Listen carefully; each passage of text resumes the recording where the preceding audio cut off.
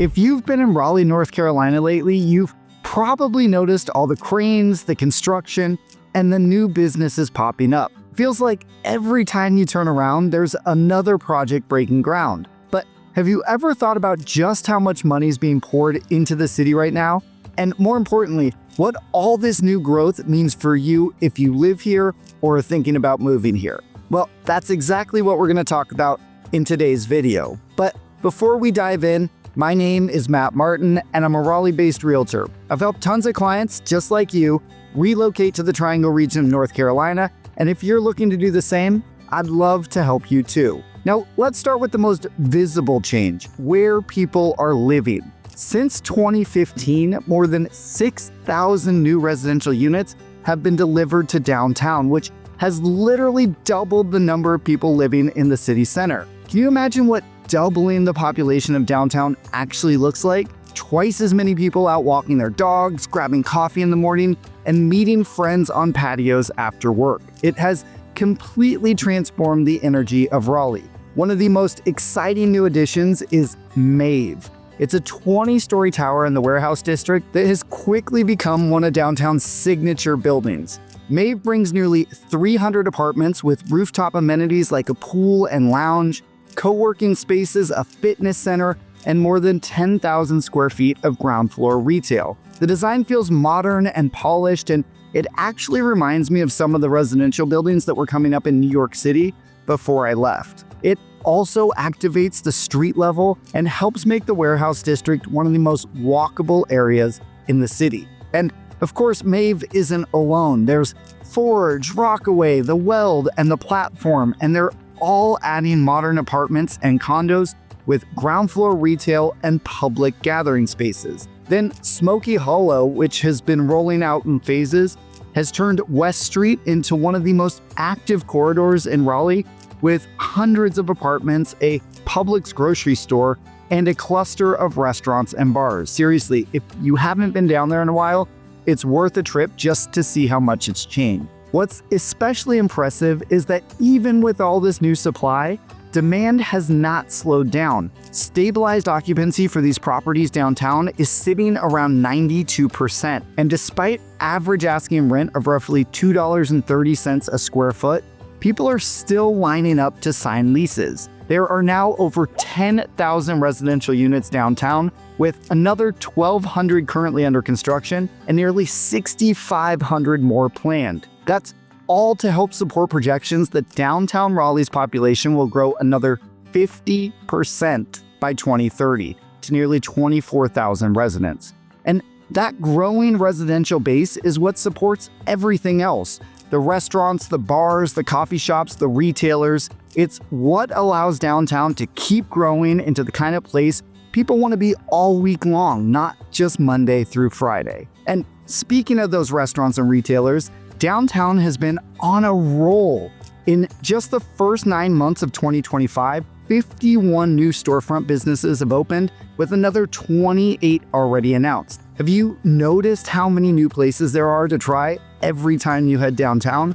It feels like there's always something new popping up. Boatman Spirits Co just opened a Mediterranean-inspired distillery and restaurant at Seaboard Station, and it's already a hotspot for cocktails and small plates. Then the Crunkleton, which is one of the best-known cocktail bars in Chapel Hill and Charlotte, brought a new location to Smoky Hollow. The Bike Library opened its first permanent home downtown, part bike repair shop, part cafe, and part community hub. State of Beer opened a second location on Morgan Street, and Lucky Tree added a downtown bakery and coffee shop that's perfect for grabbing a pastry before a morning meeting. And it's not just about new storefront. Sales are climbing too. Food and beverage sales downtown jumped double digits year over year in some parts of town, which shows that people aren't just living downtown, they're spending money downtown.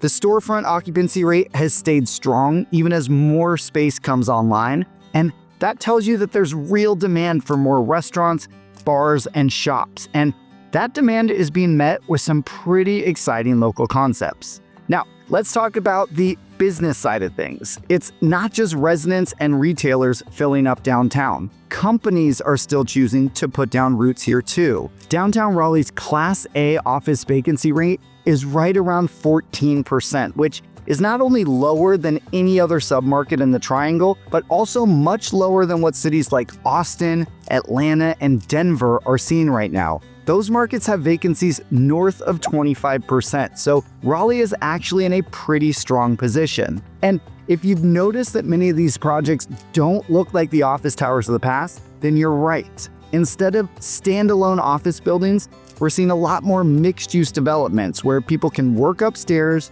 grab lunch downstairs, and then meet friends for dinner or even walk home if they live nearby. That's the kind of environment that makes coming into the office a little easier to sell to employees. Now, asking rents for Class A office space are holding steady at just under $40 a square foot, and downtown has absorbed more than 360,000 square feet of Class A space since 2020. That's a huge vote of confidence from the business community. And it's not just locals driving this growth, visitors are playing a huge role too. In the past year, downtown Raleigh welcomed more than 21 million visits. Across Wake County, nearly 19 million visitors spent a combined $3.4 billion.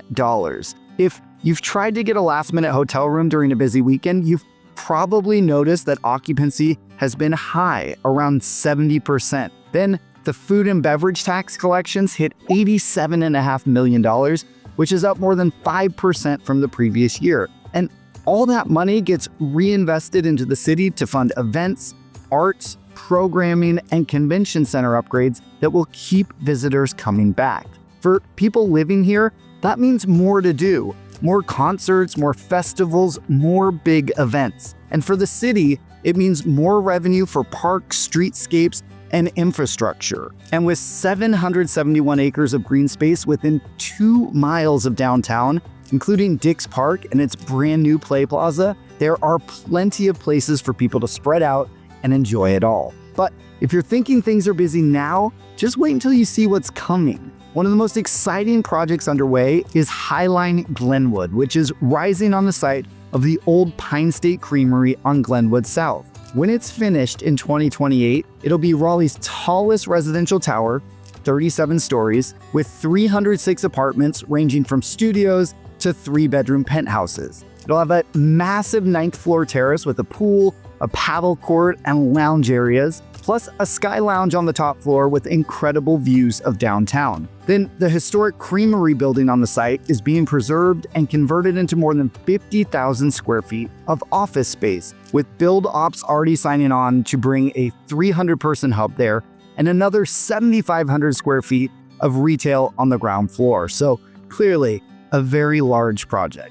Another major project to watch is the redevelopment of the Depot in the warehouse district. Loden Properties is planning on an 8-story mixed-use development with a 170-room boutique hotel, more than 30,000 square feet of retail, 20,000 square feet of office space, and outdoor gathering areas that'll create a new anchor for that part of downtown. Together, projects like Highline Glenwood and the Depot represent billions of dollars of private investment and will transform what Raleigh looks and feels like over the next 5 years. And those are just the headliners. There are hundreds of thousands of square feet of additional retail planned, more hotel rooms coming, an expansion of the convention center, moving Red Hat Amphitheater, and thousands of residential units in the pipeline. The total downtown development pipeline has seen nearly $4.7 billion in investment since 2015, and there's another $3.6 billion proposed. So it's not slowing down